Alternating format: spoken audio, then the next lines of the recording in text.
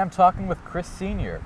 Chris has been the town manager of Cohasset since 2014, and he's doing a fantastic job, but we want to get to know him a bit more today. So, with that, Chris, pleasure to have you. All right, Jack, good to see you. So let's start. There's a bit of a large story between how you got this role as town manager. Can you sort of go through that process and some of the highlights of your journey to this point? Well, I'll tell you the story when I first started. So when I interviewed for the job, I started in November of 2013. Yeah. And I was starting to wrap up 10 years with my prior community. And I had done a lot of work in Massachusetts, believe it or not, with a performance management group out of UMass Boston.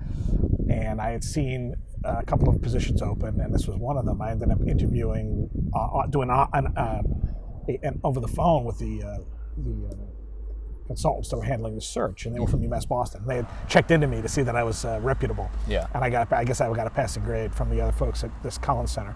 And we talked, put my resume in, and then I was invited up. And I came in and did the tour and all of that. And I knew that there had been some controversy. The town had gone through some rough phases. Right.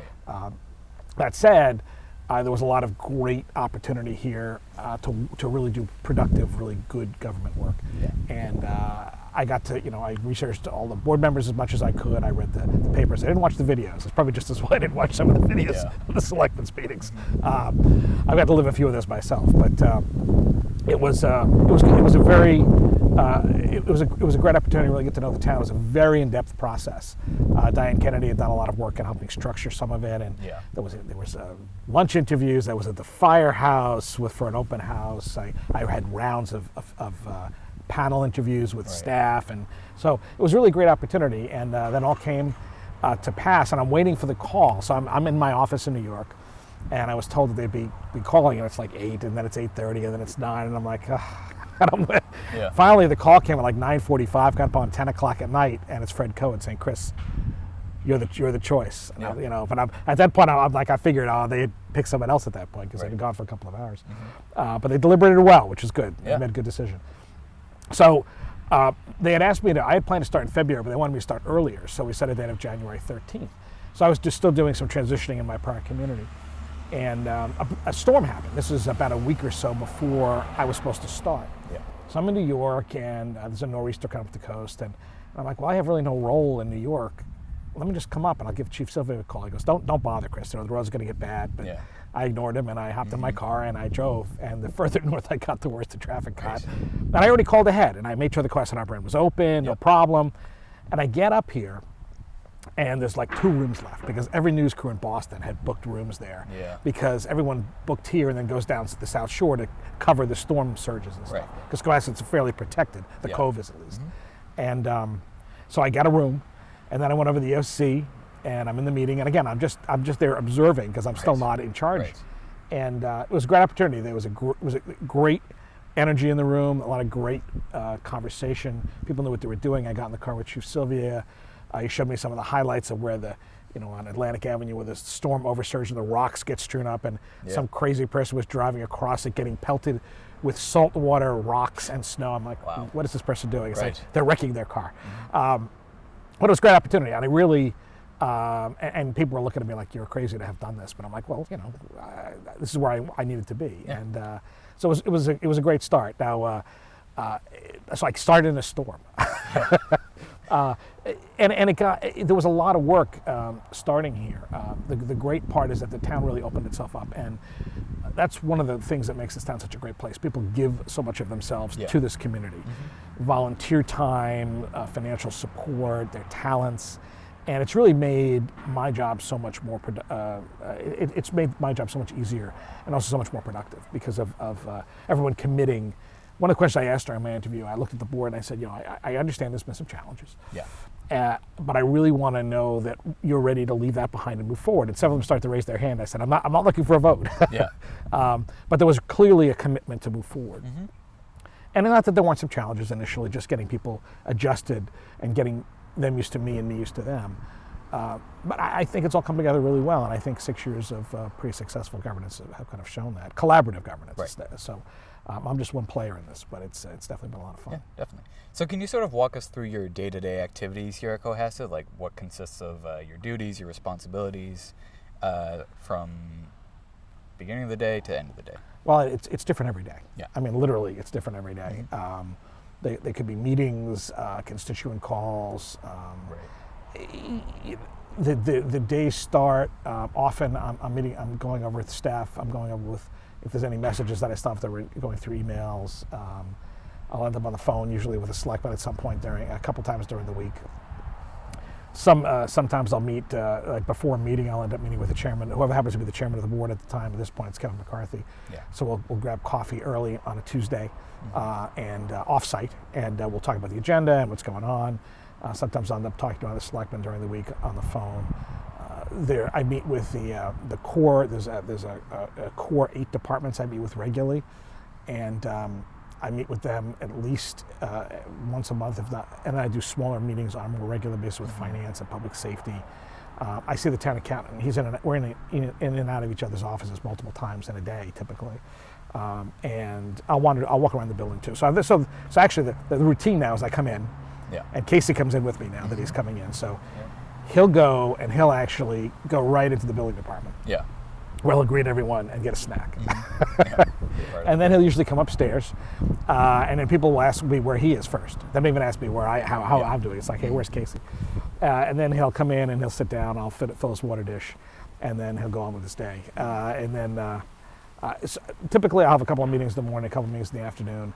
Today I got to go out to lunch. We took a walk. We went up to Anchor and Sail. Yeah. So we took a walk down through downtown. I ran into a couple of folks and talked. And even here on the Common, the fact that we're actually talking here on the Common with the camera on us is probably going to keep people from stopping me. Yeah. But there's been days when I've walked across the Common on a Thursday for the farmers market, or even just on a regular day, and people come over and talk to me, which is fine. I mean, that's one of the people are not afraid to interact, and people will raise issues, but more often than not, people are actually genuinely grateful about something, which is very nice. I can tell you one of the biggest differences between New York and here is that people are genuinely more. New England has this tradition, this image of being a little more, cold and separated, but it's actually compared to New York, it's like warm and fuzzy. Yeah. And again, people here are genuinely very friendly, Yeah. and it's a small town. I mean, kids play on the Common. Right. People don't always lock their cars in their houses. I mean, I joke that I'm a New Yorker. I lock my car in my locked garage because it's just my, not that I'm afraid everyone's going to steal anything, but it's such a beautiful small town. I mean, right now there's some kids playing over down by the pond, and it's just a really nice place. Yeah. So again, I try to get out of my office. True, I try not to spend a lot of time in my office. I mean, I have to return phone calls and emails, but I try to get out and meet with other people outside. Sometimes I don't leave the building a lot, but I'll get downstairs, I'll talk to the clerk, I'll be in planning, I'll be in building, I'll be down at Public Works. Sometimes I'll end up down at the senior center or rec, or I'll go up to the schools for something. So I think it's important to have FaceTime with the people that you work with on a regular basis. Yes. So I do try to do that on a fairly regular basis. So my days are very different, and they're very engaging. Nice. Now, your education background and career leading up to this is pretty interesting. First, you studied economics at BU. Then after that, you went to work at a radio station in Boston, right? I actually was a double major. Ooh, double major. Economics and journalism. Ooh, all right. Yeah. So I was actually a journalism major, and I went to a program. So I went to Boston University, and they have a great reputation of bringing a lot of great speakers in. Yes. And there was a journalist, and honestly, I don't remember his name at this point, but he was a guy from NBC, and he said to everyone, so here we have hundreds of first-year students, not everyone a journalism major. And he tells all of us, don't be a journalism major. I'm like, well, I've already signed up for that one. Right. But he said, do a second major then. Right. So I looked and I said, well, what can I double major in? And economics and poli-sci were the two finalists. And I decided, you know what? Poli-sci is, I don't want to say it's a soft major. There's a lot of very in-depth stuff, but economics was a little bit, more math. And more rigorous. Yeah, I mean, not that poli-sci is not rigorous, but I figured I'd test myself, and I ended up double majoring in economics, and I did really well, and I enjoyed it. Yeah. And it's really most certainly helped in the long run. Yeah. So I double majored in journalism and economics, and then I went off to a radio station in Framingham. I had actually heard about the job from two different people on the same day. It was a little radio station that was the sister station of then WVBF, which was 105.7, which I'm not even sure what that is anymore these days. But it was AM 1200. It was a 10,000 watt AM radio station in Framingham. And did local news, local weather, local sports, and had a little music in the mornings, did a morning news talk block. And I started as their first reporter. They were ramping the news division back up. So I did local news coverage Monday through Thursday. On Saturdays, I came in and did the news from 6 to noon. So I came in at 5:30 in the morning, and I did news on the hour. And then on Sundays, I came in and I worked 10 to 6. And that was like prepping for the Monday news block and getting stuff ready. So I was working 6 days a week initially, working 4 to midnights. And so I was working nights, then I was working in early morning. So my Fridays were kind of compressed. I didn't have a lot of time. But it was a lot of fun. And that was my first experience with town meeting. So I'm from New York. I grew up on Long Island. My mom was from Stoneham, and her family goes way back on the North Shore, and also it turns out on the South Shore, as I discovered later.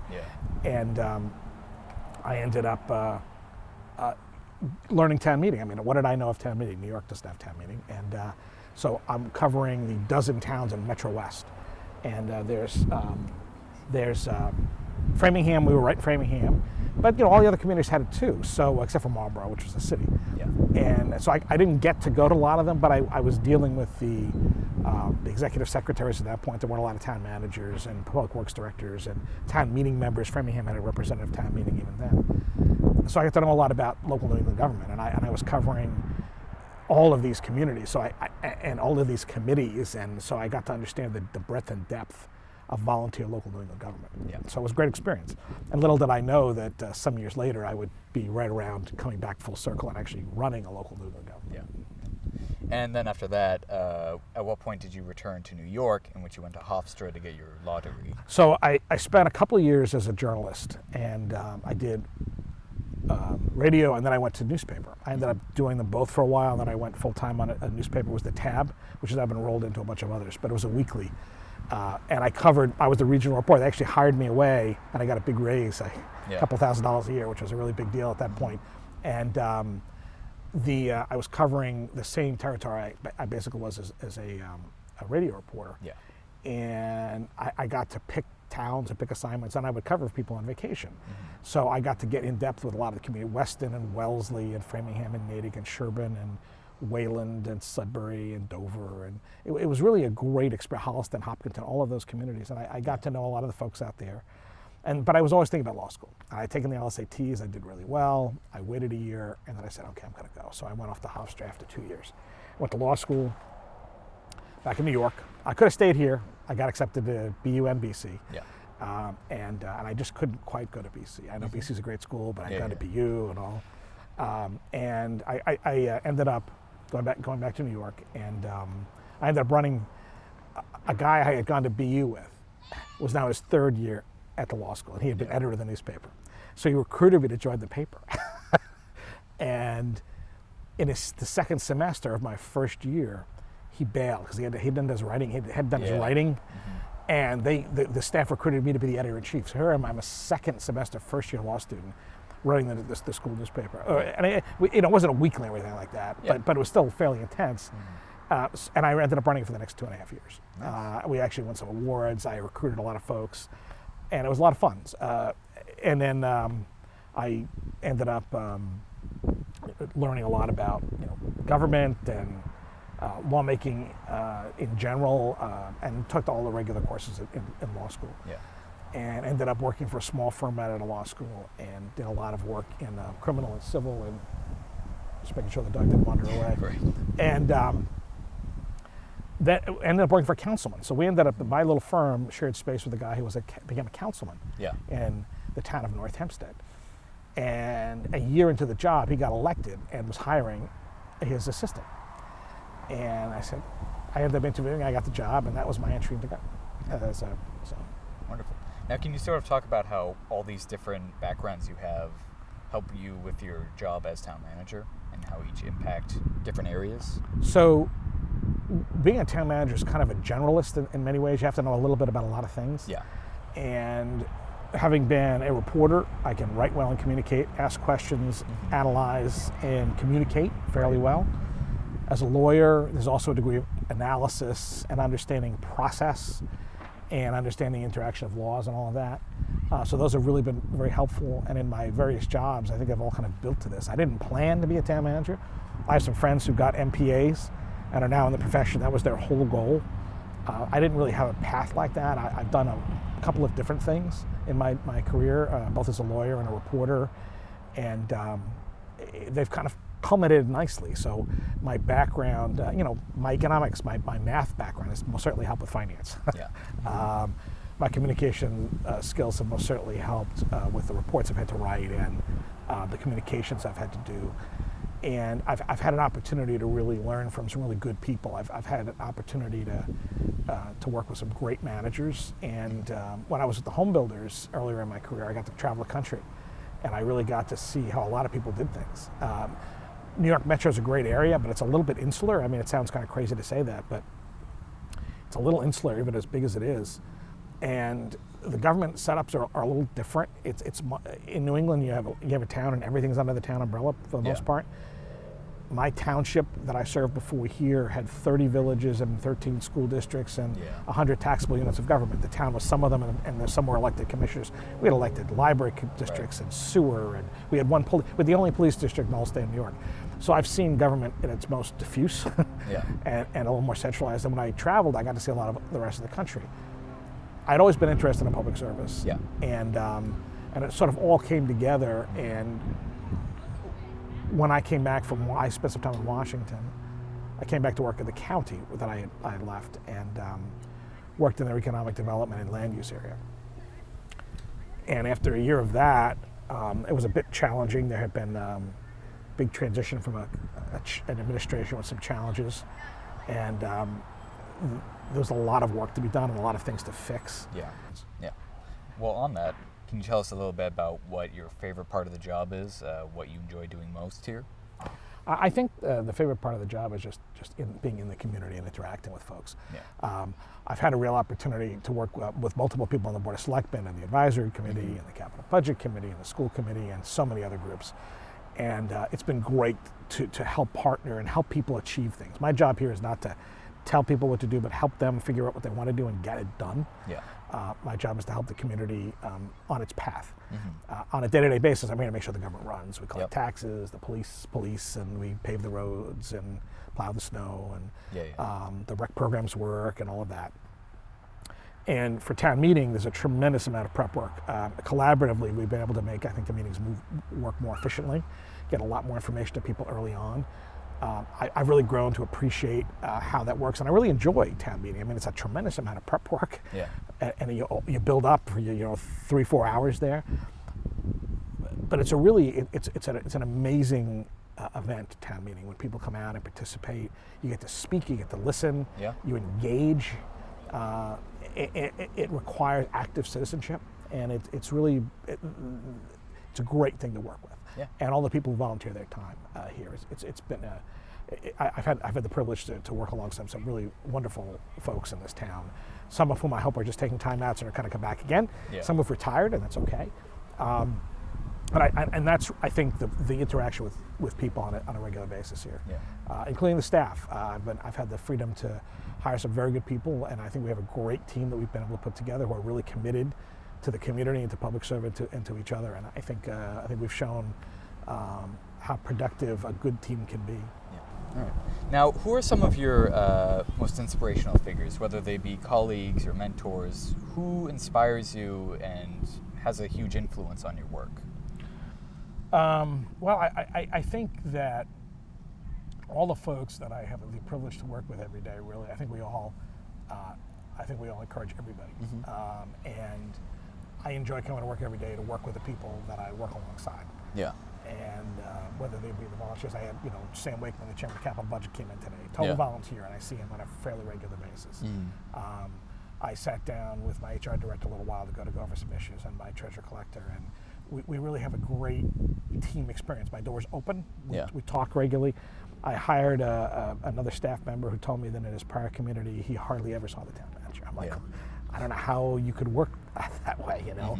I mean, there are times I have to have, you know, structured meetings and all, but you have to be interacting with folks on a regular basis. So I really enjoy coming to work every day to interact with folks. And I think I've worked with lots of great people in my career. I've had that privilege. I've worked with some folks who were really excellent managers, and I think I've learned some really good lessons about what works and what doesn't. The biggest one being you have to be yourself. Yeah. There are some people, I worked for a guy in North Hempstead who was very intense, very smart, Yeah. who had a very different style than I did. That's one of the reasons I think we're complementary. Is but he had a very New York, I guess the best way to describe it, Yeah. kind of New York, kind of direct, and sometimes a little bit aggressive. Maybe not by New York standards, but most certainly by most other standards. And I don't find that works. Now, in some places it can. Now, for him it worked. Yeah. And, you know, I've seen, you know, people that are kind of aggressive, in your face kind of managers. That can work when something's not working right. It'll work when there's a need to fix something that's really broken. Yeah. But I think most of the time, being a collaborative leader is much more effective. Yeah. I think most of the time, I find it more effective to keep an open door and an open mind, and to help people do their jobs. My job is not to do other people's jobs. Right. My job is to make possible them doing their jobs and giving them the resources and all of that.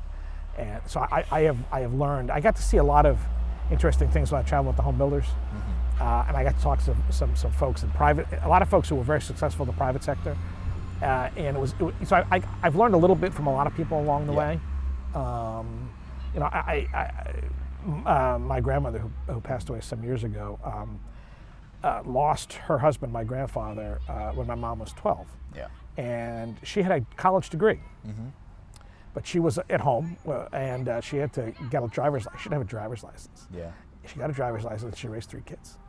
And she never stopped. She was always engaged. She was always interested in what other people were doing. And I mean that in a positive engagement, not in a, you know, a gossipy kind of way. Yeah. And what I remember when she was sick, and I had come up to visit her, she was in the hospital, and she was asking me about how I was doing. Yeah. And here she was, right? That was the kind of person she was. And she ended up coming out of the hospital. And she, that kind of engagement has always been, you know, how she lived her life and how she plugged along and really interacted and made the most of everything. That's something that stuck with me. She was the only grandparent I really knew, and but it was. And she lived in Boston, and it's probably my earliest experiences here were coming up. But we'd visit. She worked at Northeastern. She ran a dorm. She later ran the nursing dorms at Deaconess Hospital, and she. I remember going to the Boston Common. I remember they had, you know, going into the cafeteria and getting ice cream as a little kid, writing the tea, and having King Connect let me call out the stops, going to Symphony Hall, going to a Red Sox game. So my earliest memories were here in Boston, and I think it's one of the reasons I've always loved up here. So. Nice. Now let's get to know you a bit more personally. We can start by talking about your dog, Casey. You know, anyone who's watched the selectmen meetings will always see Casey roaming around. Can you tell us about when you got Casey and just, you know, what's he like as a dog? So I grew up with.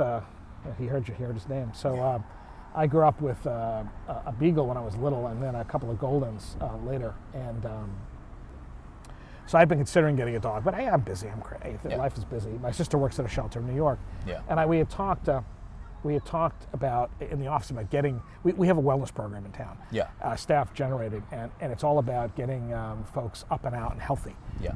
Walking and eating well. Come here. And we talked about getting a dog and having one available to walk. Yeah. And I said, you know, if I'm going to adopt a dog, he has to be able to come in with me. I can't leave him at home all the time. Right. And it was, lo and behold, he became available a year ago. He was a rescue. He was living in someone's garage. He was 106 pounds. He was all matted because he wasn't abused, but he was kind of neglected. Hey, come here. Hey, come over here.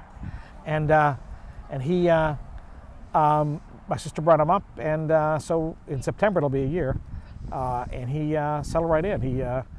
He's down to 87 pounds, so he's lost almost 20 pounds.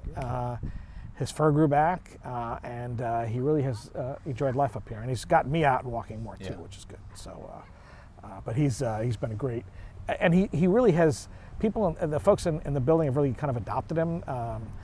He's very mellow. And again, if people aren't, we've had some folks who are not comfortable with dogs, so we keep them separate. But people come and pet him. People who are standing, I've watched people, because my office is right outside the treasure collector. They're paying their taxes. A couple of people come in not very happy. And they, it's not fun paying your taxes in general most of the time, though it's an important thing to do. People will see him mellow and they'll come and pet him. And we've had kids come over, and kids will come and pet him, and I've had adults come over. So he's really kind of added a different flavor. And it's funny because I've had some colleagues in other towns who think dogs are the worst thing on the planet. And I'm like, it's worked out really well here. So I think it's part of the ethos of the town. It's a very mellow. I mean, we have kids, off behind Don here is filming us, playing football off on the common. People walk their dogs. It's a family-oriented, friendly, open place. And I think it's great to have him around, and I think he's really settled into Cohasset really nicely. I'm also a big baseball fan. I'm not a Yankee fan, I'm a Met fan. And even though they've done pretty well the last few weeks, they haven't been in the World Series since 2015. So, we have a little road to climb. I'm a big reader. I have Doris Kearns Goodwin's book Leadership in Turbulent Times on my nightstand. I have David Cohn's most recent book on my nightstand. I'm become a fan of Donna Leone. She writes mysteries about a Venetian detective. I don't know if you've ever seen a Donna Leone, but I happened to be at a town manager meeting out in Amherst. I had drunk a nice coffee so I could get out there. I was still wide awake. So I'm reading the UMass magazine. There was a story about this woman, Donna Leone, I'd never heard of before. I ended up buying a book at the bookstore on my way out of town, and I've become a fan. So I like to read for relaxation, and I also read a lot of history. I'm a big fan of history, particularly American history. Family history, I've done a lot of work in. I think you're referencing history here before with me. I'm actually a Mayflower descendant of a couple of folks, including Richard Warren. And I turned to Fred Cohen, who was the chairman when I was hired, also was a descendant. So I jokingly called him cousin a couple of times. We're 16th cousins, so I think we're pretty safe from an ethical point of view. Clark Brewer, the chairman of the planning board, also was a Richard Warren descendant. So we're actually 16th cousins, I think, or 17th cousins. So it's pretty funny. But I actually just saw some family when I was in Maine last week on vacation, and we were comparing some notes we had. She's from a different branch, actually all the way out in California. So we were talking about family history. So something else I've been involved in is family history and genealogy a little bit. And I also like to be outside. I took the dog out hiking last week when we were in Maine. Took a woodland walk in Booth Bay Harbor, went down to the water, and also did a 4.5-mile hike around the island we were on. So it was good. Good. Well, to conclude, is there any short message you want to give to the people of Cohasset just about your time here and, any thanks you want to give? I think it's a great place. I'm very grateful to be here. I think it's a privilege to serve the people of Cohasset. I think it's a fun place. I think we should all remember that as we walk around. This is really a pretty town. It's a fun place, and we should enjoy the place that we live and work in, and do everything we can to continue to keep it the great, beautiful place it is. And thank you for your time and your interview skills today. Oh, thank you. And I'm sure I'll see you all again. Maybe work out on the common. Well, it's been a pleasure. Thanks, Jack.